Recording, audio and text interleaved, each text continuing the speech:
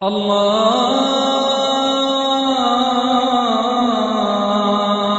আকবার, আল্লাহু আকবার, আল্লাহু আকবার, আল্লাহু আকবার। শেষ কথা বলি, 10 নম্বরে আল্লাহ বললেন,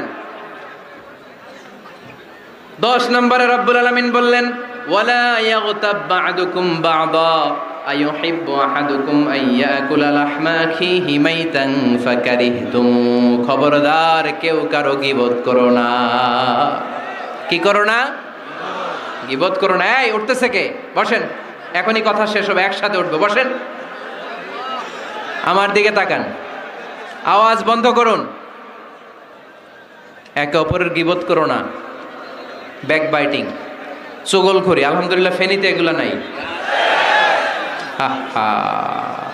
চায়ের দোকানে বসে এর কথা ওর কানে, ওর কথা ওর কানে বইলা সমাজ একটা গিরিঙ্গি লাগায়, আছে না নাই?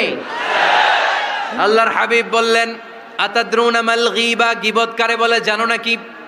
সাহাবীরা বললেন, আল্লাহু ওয়া রাসূলুহু আ'লামু, আল্লাহ আল্লাহর রাসূল ভালো জানেন।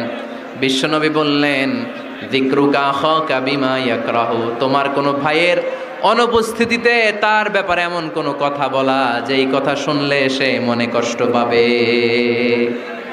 গীবত কারে বলে বুঝছেন?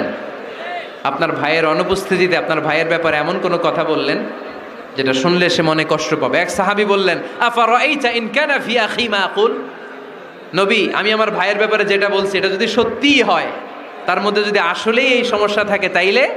আল্লাহর হাবিব বললেন, আরে তাইলেই তো গীবত। আর যদি তোমার ভাইয়ের মধ্যে এই দোষ না থাকে, বানায় বলো, তাহলে এটা গীবত না, গীবতের চেয়ে ভয়ঙ্কর। ফাকাত বাহাত্তাহু, এটার নাম বহতান আর মিথ্যা অপবাদ। চিল্লায় বলেন ঠিক কিনা? কোন মুমিন গীবত করতে পারে? গীবত করার মৃত ভাইয়ের পচা গোশত খাওয়ার সমান। কোন মুমিন কখনো গীবত করতে পারে? এখন হালাল পন্থায় গীবত চলে আমাদের দেশে। কিভাবে জানেন? কথা শুরু করে এইভাবে, কথা বললে তো গীবত হয়ে যায়, বললে তো গীবত হয়ে যায়, তারপরেও বলি একটু, আছে না নাই? হালাল পন্থায় গীবত কি কমু ভাইজান, বললে তো গীবত হয়ে যায়। হালাল করতেছে এটা, হালাল হালাল হালাল না, বললে যদি গীবত হয়ে যায় তো বলবেন কেন?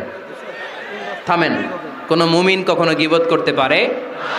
মেরাজের রাতে আল্লাহর হাবিব সাল্লাল্লাহু আলাইহি ওয়াসাল্লাম দেখলেন কিছু লোক, লাহুম আযফারুন মিন নুহাস, তামার আগুন দিয়ে নখ বানানো, নখর ধারালো, ইয়াখদাশুনা বিহি উজুহাহুম ওয়া সুদুরাহুম, তারা তাদের নখ দিয়ে জাহান্নামে নিজের গালের গোশতগুলো, বুকের গোশতগুলো ছিঁড়ে ছিঁড়ে খাচ্ছে, আর তাদের ব্যথা যন্ত্রণা দেখে পুরো জাহান্নামের অন্য লোকরা থারথার করে কাঁপছে।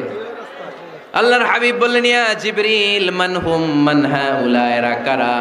সাইয়েদনা জিবরিল বললেন, হুম আহলুল গীবাতি মিন উম্মতিক, এরা আপনার উম্মতের মধ্যে চায়ের দোকানে বসে বসে যারা গীবত করেছিল তারা। এজন্য কোন মুমিন গীবত করতে পারবে না। অন্যের গীবত আমরা করব না। দোষ খুঁজলে নিজের দোষ খুঁজবো। এই 10টা গাইডলাইন এই ফেনী জেলায় যদি কালকে থেকে ইমপ্লিমেন্ট হয়, আপনাদের কি মনে হয় ফেনীর কোনো এলাকাতে, কোনো থানাতে মারামারি, বিশৃঙ্খলা এগুলো থাকবে?